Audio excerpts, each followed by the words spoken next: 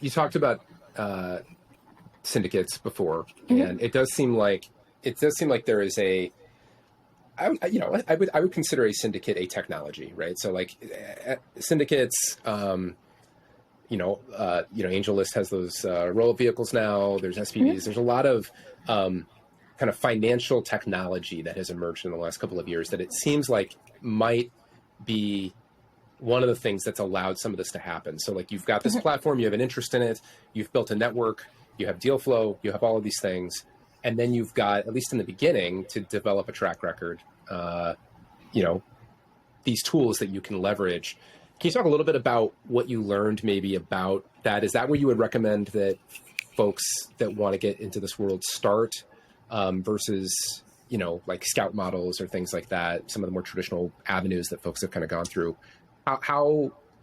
Where do you see those things kind of fit into its model? My answer to that would be it depends on the level of paperwork that you want to do. Okay.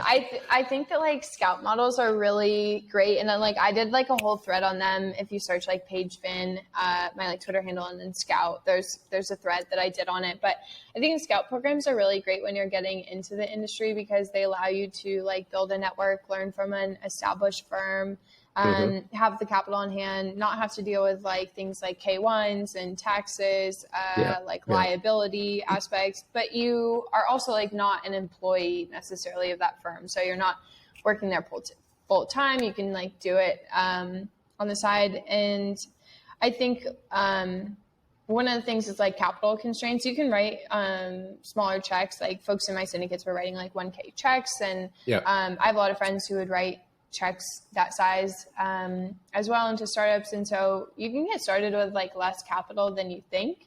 But I think it's all about what you want to gain from it. For me, when I found that deal, I was like, I want this to be a partnership that I have for 10 years. And I want to have this on my track record. Like this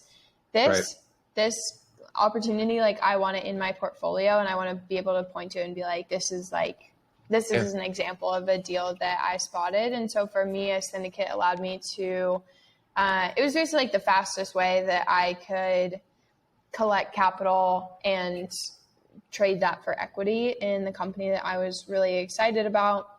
I think it happened within a span of like 3 weeks or something like that. In tandem, I was DMing with Landon Ainge, who's the director of Assure Syndicates, who was super helpful in helping me set up the syndicate, and was like, hey, I have no idea how to do this. Like, can you help me like with the setups? And they spin up like the LLC because it's a separate LLC for each special purpose investing vehicle or SPV.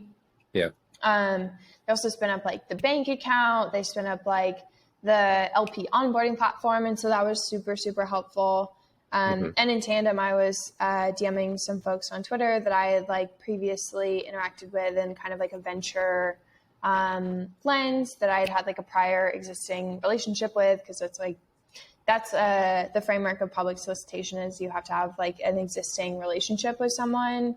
The definition of existing relationship is like a gray area, but that's how I interpreted it. And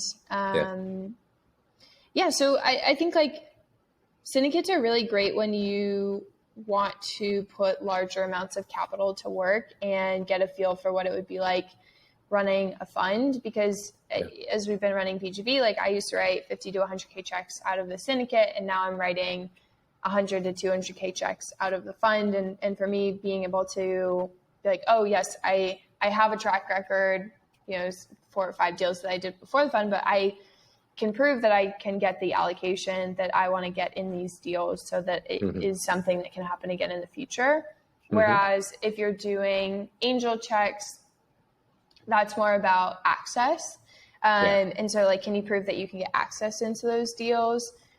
And then with a scout fund, I think that those are really great programs to allow you to write, honestly, like a lot of the time, like even larger checks, like in the 100 to 250K range. and you're pushing those investments through oftentimes like internal investment committees. So you have to like go through all of their steps on how they make investments, which I think can be really illuminating for folks that haven't worked inside a firm before.